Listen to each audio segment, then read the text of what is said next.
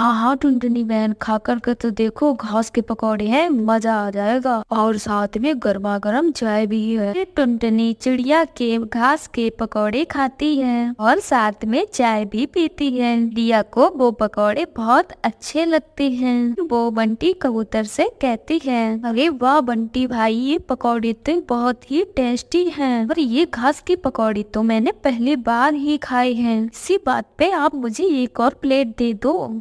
टुनटुनी चिड़िया और भी पकौड़े खाती है और जंगल में जाके सभी पक्षियों को घास के पकौड़े के बारे में बताती है। रानो चिड़िया की बहुत तारीफ करती है। फिर क्या था, जंगल के सभी पक्षी चिड़िया के घास के पकौड़े खाने आ जाते हैं। उसके बाद रानो चिड़िया की बहुत अच्छी कमाई होने लगती है और वो इतने सारे पैसे देखकर बहुत खुश होती है और रानो चिड़िया अपने लिए एक घर खरीद लेती है, जिसमें वो अपनी दोनों बेटियों के साथ खुशी खुशी से रहने लगती है। ये कहानी एक सुंदरपुर जंगल की है, जहाँ पर बरसात का मौसम चल रहा था। हर तरफ काले बादल छाए हुए थे। वही पेड़ पर बैठी रानो चिड़िया बहुत घबराई हुई थी, क्योंकि उसे अनाज खोजने बाहर भी जाना था। आसमान में काले बादल छाए हुए हैं, मुझे भोजन के लिए बाहर भी जाना है।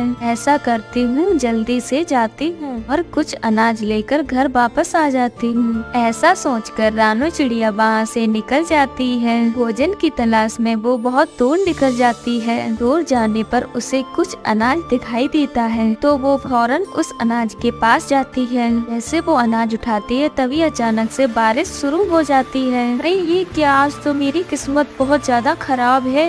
तो बहुत तेज बारिश हो रही है, मैं घर भी वापस नहीं जा सकती, मैं क्या करूं? वो ऐसा सोच ही रही थी, तभी उसे अचानक सामने पेड़ पर एक घर दिखाई देता है। वो फौरन से उस घर के पास आती है और दरवाजे पर दस्तक देती है। अरे कोई है तो मेरी मदद करो, मैं बारिश में भीग रही हूँ, दरवाजा खोलो, बाहर बहुत तेज बारिश हो रही है। तभी उसकी आवाज सुनकर बाहर बबली कबूतरी आती है। वो घर बबली कबूतरी का था। अरे बहन, मैं अनाज की तलाश में बहुत दूर निकल आई, मैं घर वापस नहीं जा सकती, इसलिए बहुत तेज है, मुझे अपने घर में रहने के लिए थोड़ी सी जगह दे दे। जैसे ही बारिश रुक जाएगी मैं अपने घर चली जाऊंगी बहन। अरे बहन, मेरे पति भी बाहर गए हुए हैं, इस मौसम में वो पता नहीं कहाँ चले गए हैं, अभी तक वो लौट कर नहीं आए हैं, मुझे तो उनकी बहुत फिक्र हो रही है। अरे बहन, आप अंदर आ जाइए। ऐसा कहते हुए वो रानो चिड़िया को घर के अंदर ले लेती है।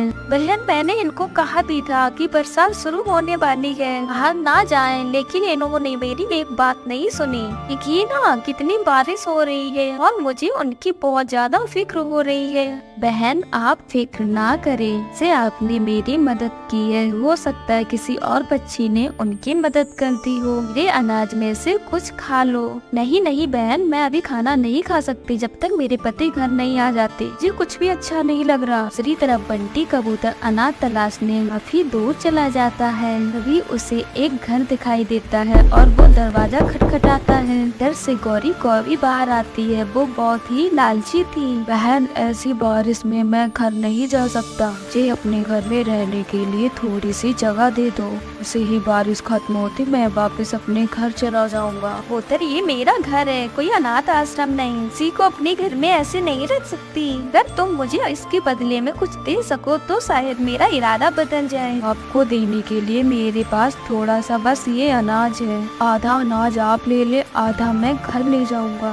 गौरी कौवी कबूतर से आधा अनाज लेकर कबूतर को घर के अंदर आने देती है। फिर वो सारा भोजन खा जाती है, लेकिन उसकी भूख खत्म ही नहीं होती। कबूतर, मेरे घर से बाहर निकलो, मेरा इरादा अब बदल गया है, जैसे ही बारिश रुक जाएगी मैं चला जाऊंगा। अरे बहन, मेरे घर से अभी के अभी निकल जाओ, ये तो ये बचा हुआ अनाज मुझे दे दो। कबूतर मजबूरन जो बचा हुआ अनाज होता है वो उसको दे देता है।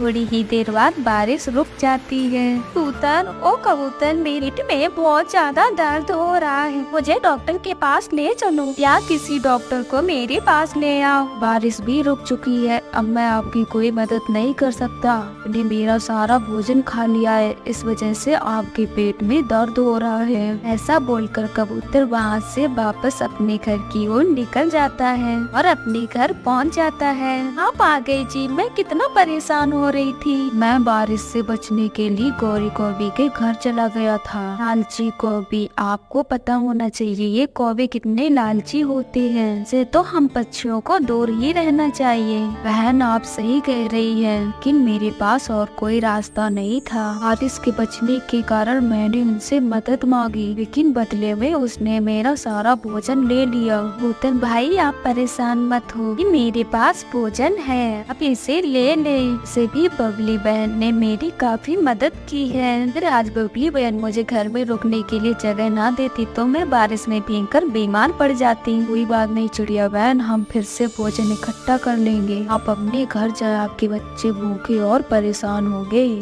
टी भाई मेरे लिए ये भोजन काफी है, आप थोड़ा सा ये भोजन रख लें ताकि आप भूखे ना सोएं। मेरे अनाज में से आधा अनाज ले लो, वैसे भी अब बारिश रुक चुकी है। आपका बहुत बहुत शुक्रिया रानू बहन, आप आते रहना हमारे घर। फिर रानू चिड़िया अपने घर की तरफ चली जाती है। थोड़ी देर में वो अपने घर के पास पहुंच जाती है, लेकिन वहाँ पर सब तहस नहस हुआ पड़ा था। रिया का तो घर नीचे बिखरा हुआ पड़ा था और पास में ही उसके बच्चों के पंख पड़े हुए थे। ये भगवान, ये क्या हो गया मेरे साथ? मेरे दोनों बच्चे, ये नहीं हो सकता, कहाँ गए मेरे दोनों बच्चे? तभी वहाँ पर एक तोता आता है। रानू बहन आपके दोनों बच्चे सही सलामत नहीं हैं, जल्दी से उस बिल्लू बिल्ला की गुफा की तरफ जाएं। वो बिल्लू बिल्ला तुम्हारे बच्चों को अपने साथ